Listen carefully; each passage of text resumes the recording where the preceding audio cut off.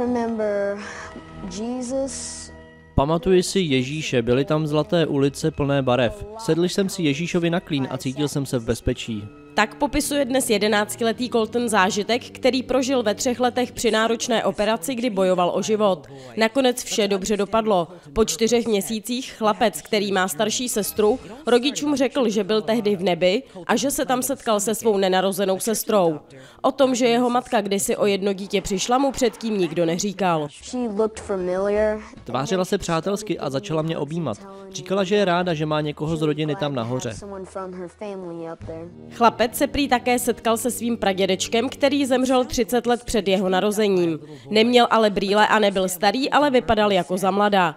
Coltonův neuvěřitelný příběh nakonec rodiče sepsali. Kniha vyšla v Americe v nákladu 500 000 výtisků a stala se okamžitě bestsellerem.